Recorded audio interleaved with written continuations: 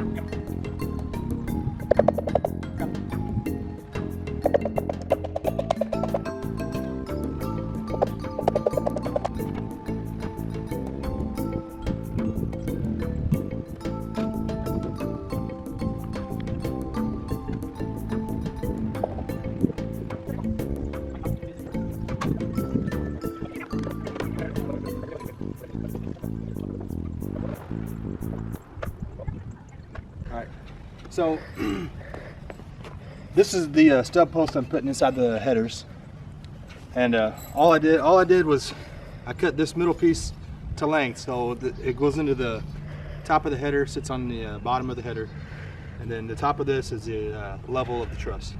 And then I put these on the outside because it's going to sandwich the truss in between. So I'll finish putting this together, then we'll put it in, install it, and then I'll show you the final outcome.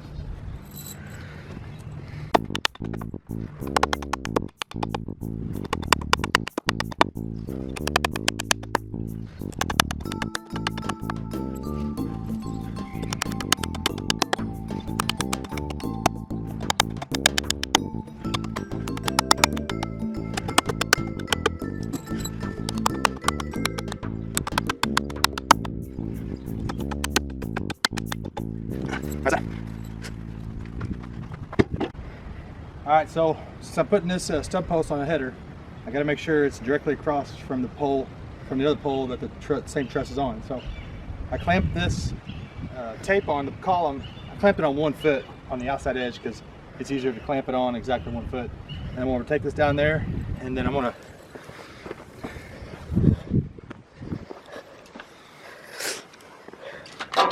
I'm just going to bring this up here, and I can use that measurement to know exactly where to put this stub post.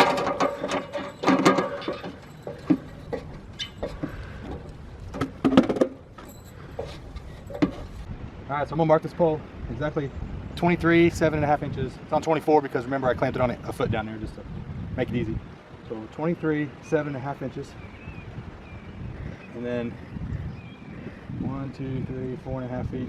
So the post position is right here. So my girder cuts were perfect. So that means when I put this post in, it's going to be right where these two girders come together. It'll be right in line with that post over there.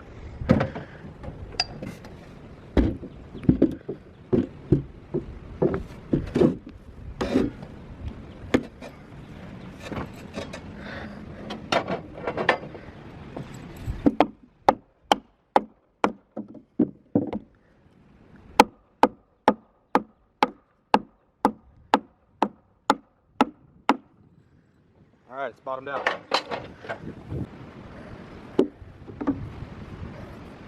All right, it's on the line, bottomed out, level. It's perfectly lined up with my mark, so we're exactly 23, 7.5 inches. So I'm going to sink it with a screw just so it don't move.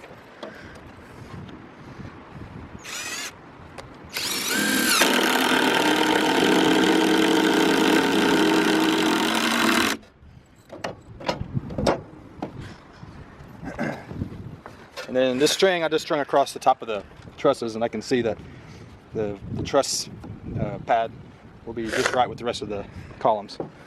So now all I got to do is hammer in this outside girt and then hammer on the pole, and it'll be set for life.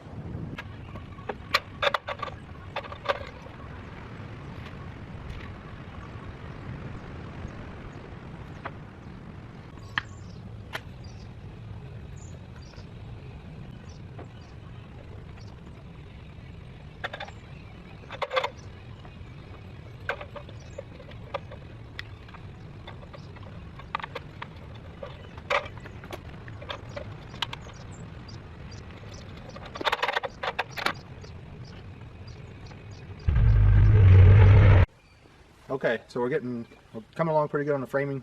I've been working on the girders and the headers. The headers took me almost a full day. But I wanted to show you guys what I was doing for the girders. A lot of people make filler boards. They'll put the bottom row of grade boards on, and then they'll put a spacer board in between that, and put the next row of girders on and work their way up. But I was going to show you. So what I did was I went ahead and put the top row on, and then I measured from the grade board to the top row and made sure that was the same all the way around it. From the top to the bottom, it's all within a 1/4 inch. So I know that if I go off the top, I should be fine. So I created this, I call it my girt jig. But I hang this on the top row of girders, and then after you do that, you can take whatever girder you're putting on and put it up against the post, and it'll sit on top of these boards.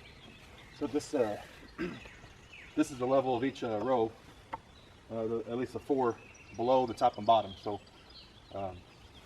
this should make it pretty easy and pretty quick to get this to get these up all the way around. But like I said in the drawing, this row of girder is going to come across. It's going to stop here for a window, so I want to cut it 1 inch longer into the window, and then when I get to the window frames, I'll just trim off that 1 inch. So hopefully today we can get these all these girders on, and we'll go from there.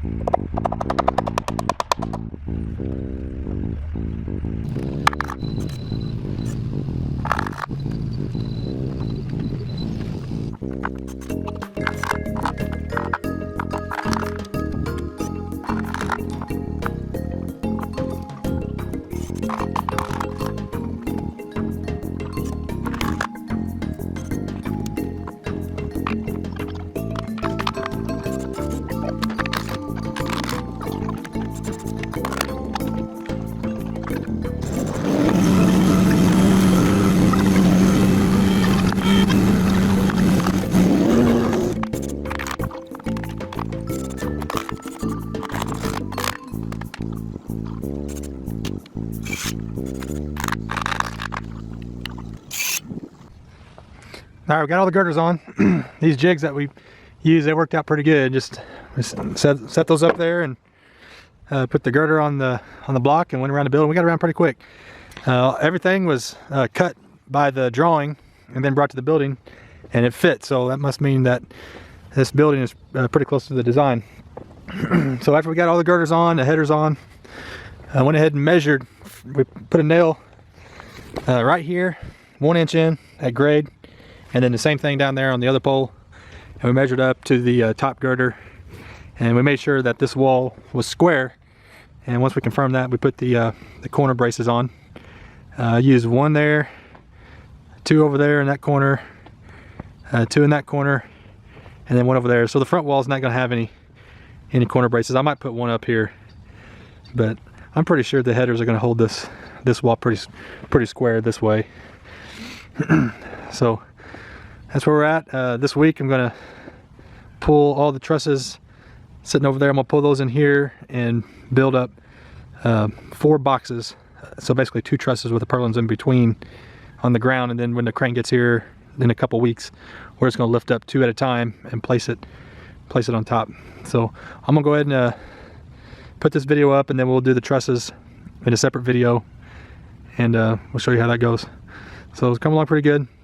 I got the doors framed out now, at least the tops of them. I got to put one more header up there, and then I'm going to go ahead and put one more row of grade board on top of this one. So these are center match.